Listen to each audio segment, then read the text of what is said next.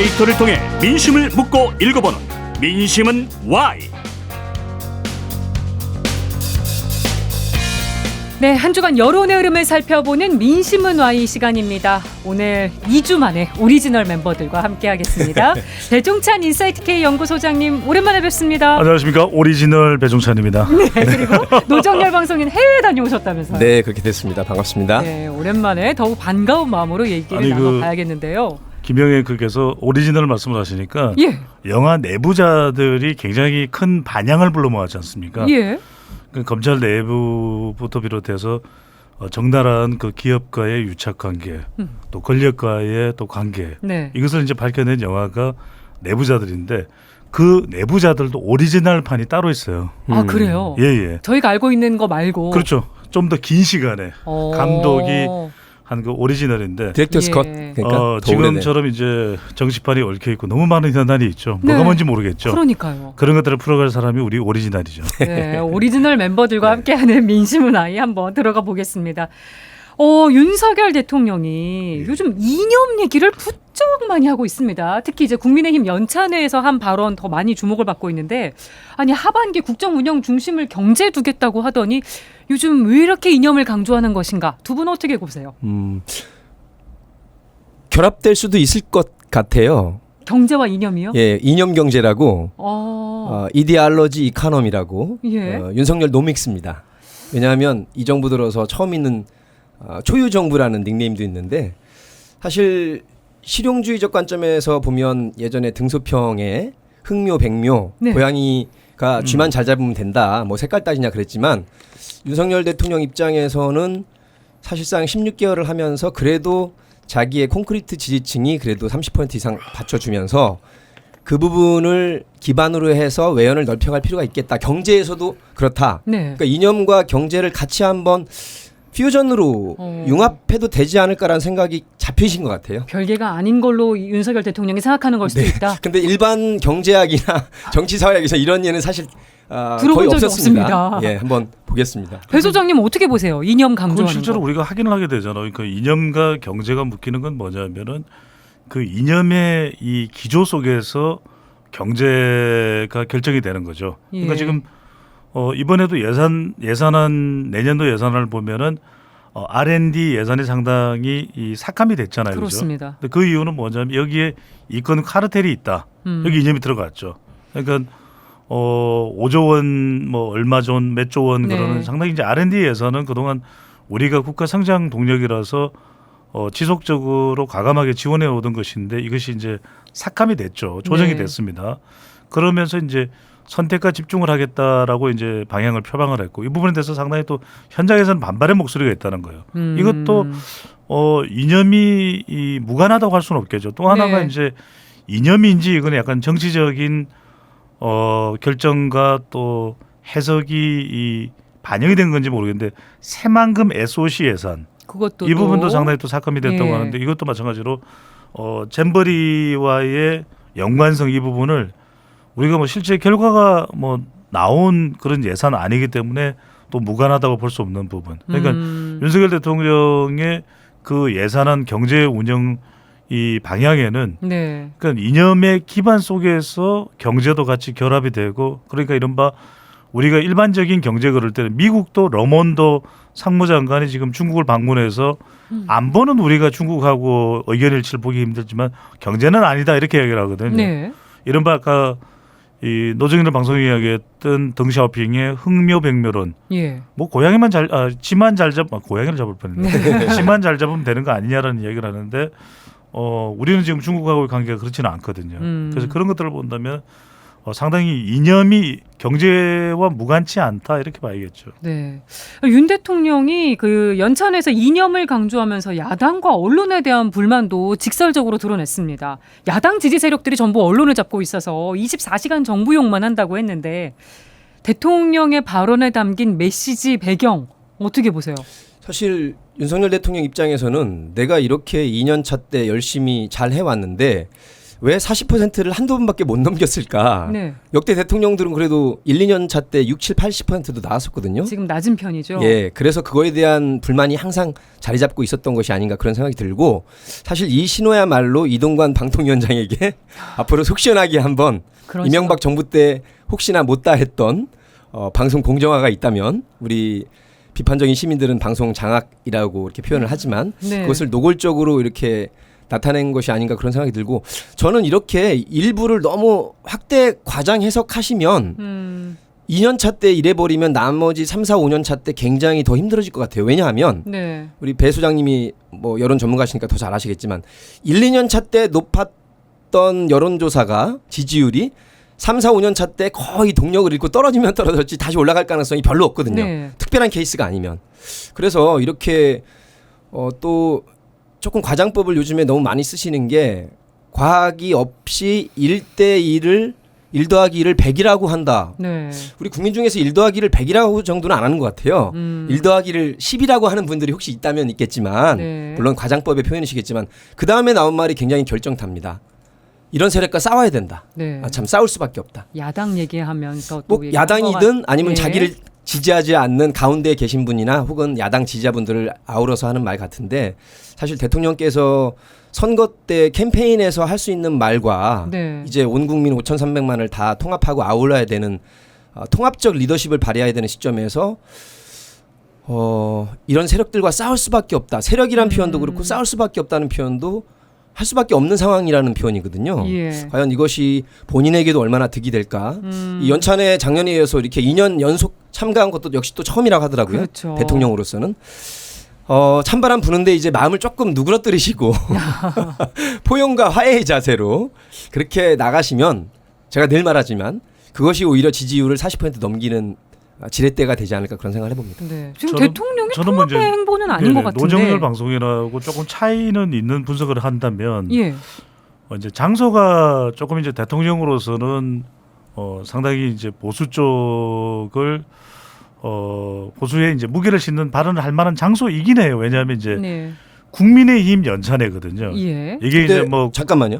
그런데 보도되는 건 아시잖아요. 그러니까 제가 예. 그래서 말씀드린 이야기를 겁니다, 드릴게요. 저는. 네. 제 말을 끝까지 들으시고. 네네. 그래서 이제 공무원 연찬회다 이러면은 좀 그런 부분들이 더 과하게 인식될 수가 있겠죠. 이제 네. 국민의힘 연찬회니까 뭐 윤석열 대통령도 연호를 하는 것도 나오고 또 가족들이라고 이제 그런 판단하에서 내 가족들이라는 판단이 내 편이라는 그런 판단하에 대통령이 더 적극적으로 보수청에 대해서 또 국민의힘 또 정부가 나아가는 방향에 대해서 강조를 하는 그런 상황이었을 거라는 생각이 들긴 해요. 예. 근데 이제 우리가 정도가 있는 거죠.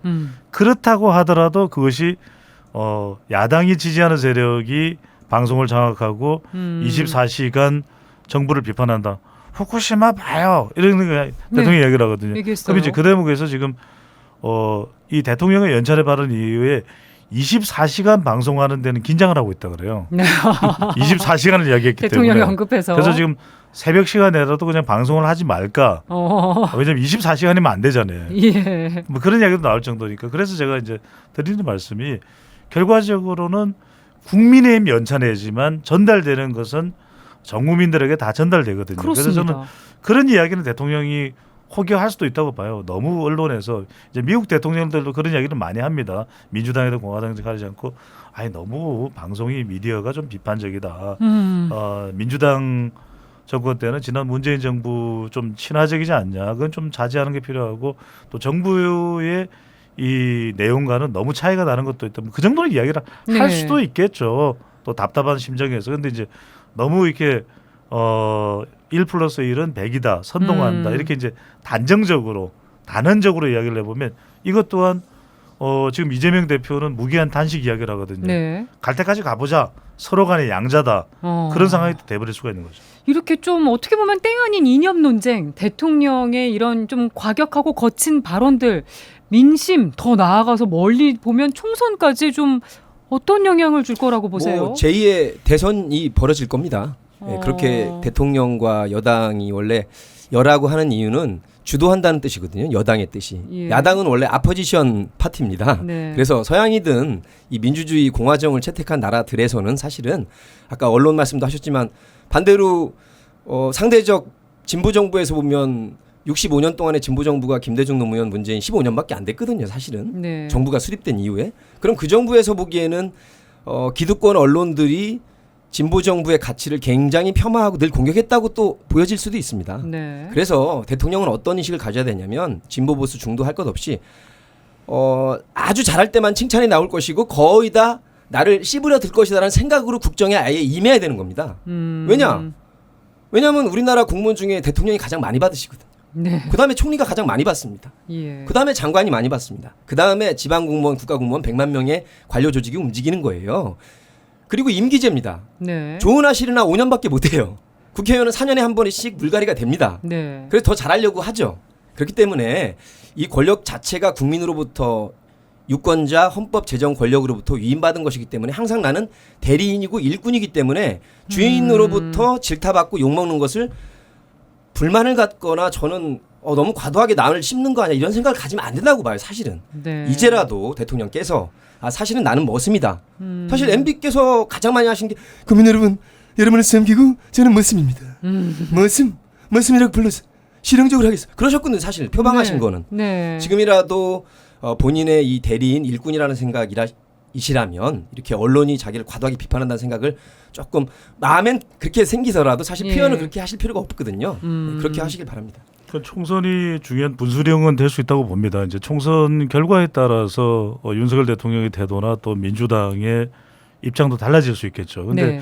우리 노방송인이 굉장히 이 낙관적으로 긍정적으로 보는 것 같아요. 이렇게 조언을 하고 또 요구를 하면은 예. 정치권이 바뀌겠지. 윤석열 대통령이나 더불어민주당이 바뀌겠지. 저는 안 바뀐다고 봅니다. 이 안 상태대로 바뀌고, 계속 갈 것이다. 그렇죠. 어느 한쪽이 쓰러져서 그래도 저는 총선 이후에도 크게 바뀌지는 않을 것이다.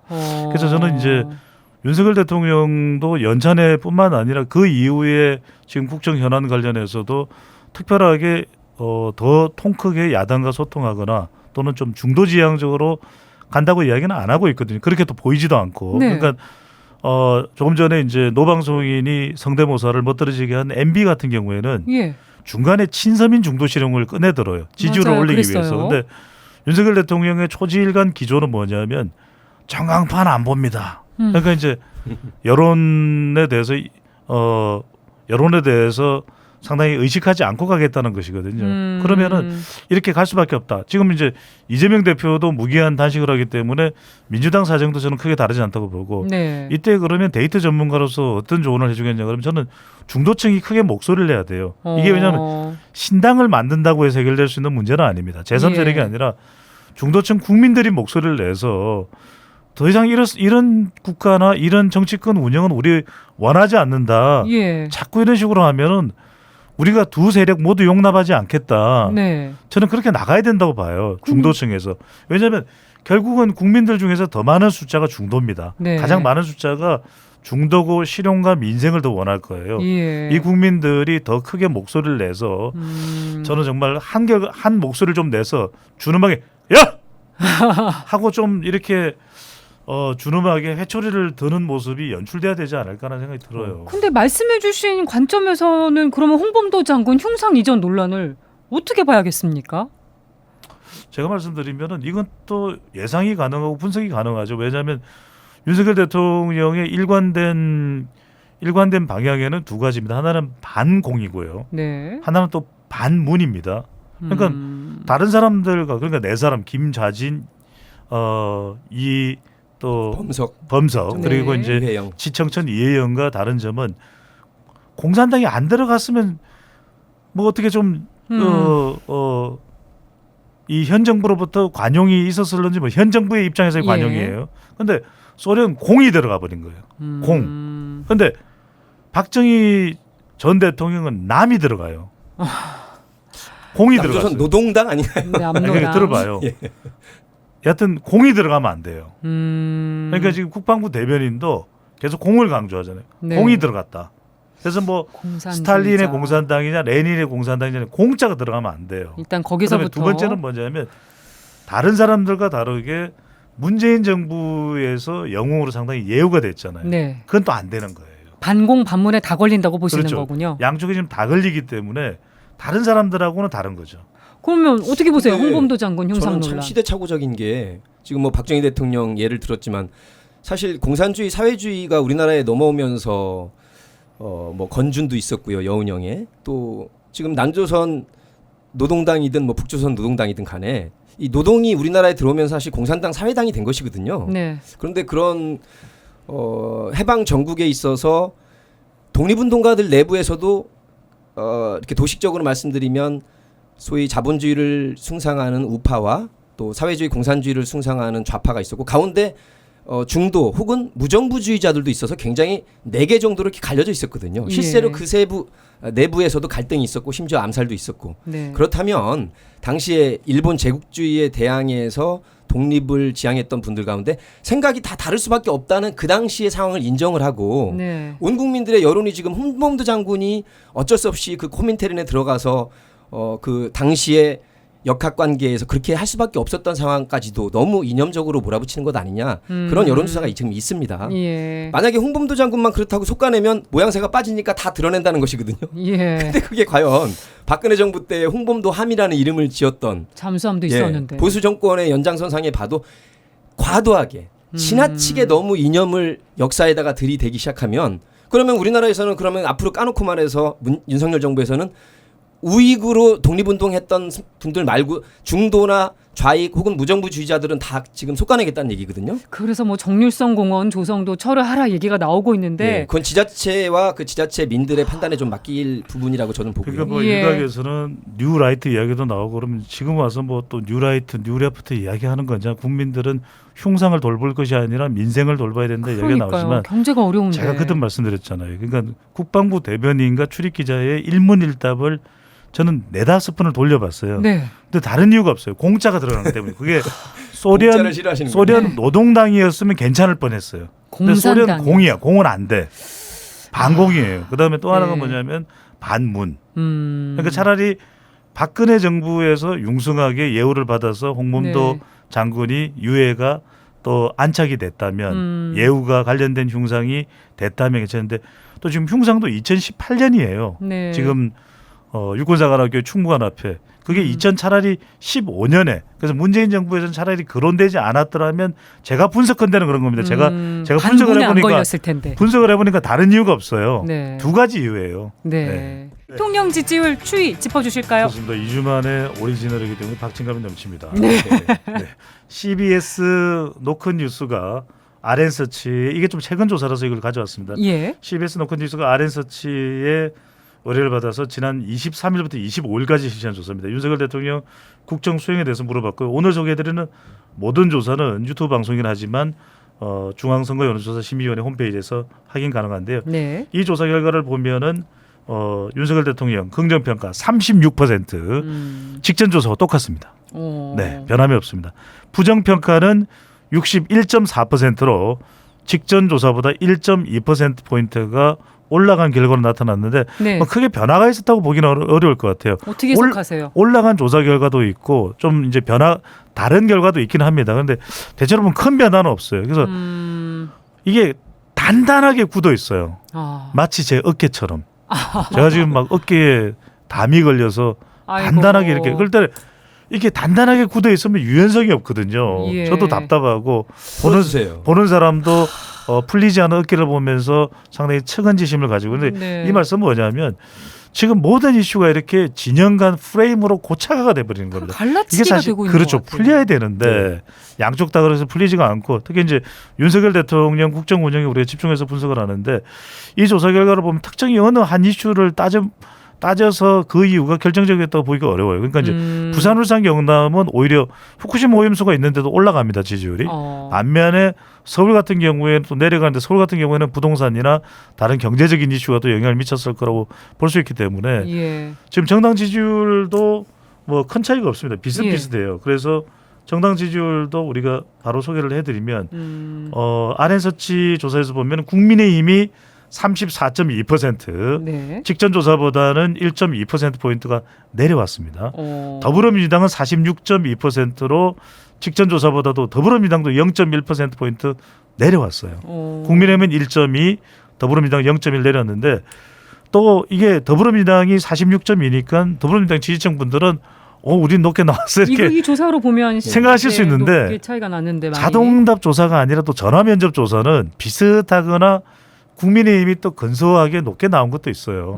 오차 범위 내에서. 그래서 정당 지지율은 너무 지지율이 높다고 해서 또는 낮다고 해서 그걸 그대로 또 받아들이기에는 다른 결과의 조사들도 있다 이렇게 네. 보셔야 될 것 같아요. 지금 뭐 어느 한 사안이 크게 주요 영향을 미친 것 같지는 않다고 분석을 해주셨는데 또 긍정과 부정이 콘크리트로 단단히 굳어져 있다는 얘기도 해주셨고요. 그러니까 이게 바로 문제입니다. 왜냐하면 대선이라는 5년에 한 번씩 오는 우리의 대한민국 헌정사의 특수성 그리고 대통령 중심제의 특수성상 양 진영이 정말 사생결단식으로 다 걸고 올인해서 치르는 결전이에요. 네. 5년마다 한 번씩 돌아오는 대회전임에는 분명합니다. 그러나 바로 대통령 중심제에서 특히 우리나라의 대통령이 그 5년의 임기 동안에 풀어낼 것은 자기를 지지하지 않은 절반의 국민도 마음을 열 수 있도록 하는 것이 바로 통합의 리더십이고 포용의 리더십이거든요. 네. 근데 그러면 지금까지 이렇다 하면 내년 총선 치르고 그 후에 또 지방선거가 또 있습니다. 네.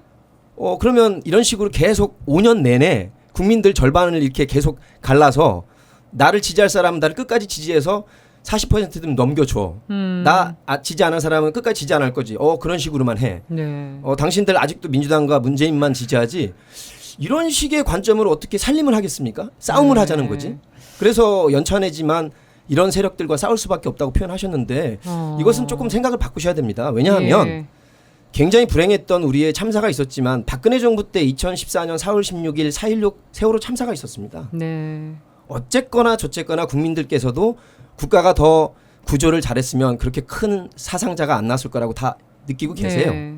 그리고 작년에 10월 29일 날 세계 청년들이 159명이나 희생을 당했습니다. 네. 그것은 국가 안전을 책임지는 국정 책임자로서 고의를 떠나서 굉장히 반성과 책임을 져야 되는 것이고요. 네. 바로 그 더웠고 비가 많이 왔던 오송 지하차도 참사, 경북에서도 얼마나 많은 참사가 있었습니까? 거기에 덧붙여서 국민들을 정말 실망시켰던 것은 30몇 년 만에 왔던 이 잼버리 세계 대회를 이렇게 네. 파행시킨 것입니다. 그랬으면 본인 생각하기에는 본인 잘못이 아닌 것 같지만 그래서는 안 된다고 생각합니다. 저는. 네. 대통령과 총리가 장관들 탓을 하기 전에 고개 숙여서 잘못을 시인하고 다시는 이런 일이 없도록 하겠습니다라고 해야 가운데 있는 국민들이 지금 말씀하신 34 콘크리트가 무너질 수가 있는 것인데 가운데 있는 사람들이 보기에도 양시양비론으로 할 수는 있습니다만 저는 여기서 이런 지점을 제시하고 싶어요. 양시양비론을 제시하게 되면 더욱더 정치 허무주의에 빠지고 정치에 대한 무관심, 불신이 깊어질 수밖에 없다. 네. 그 피해는 우리 전체 공동체에 돌아온다.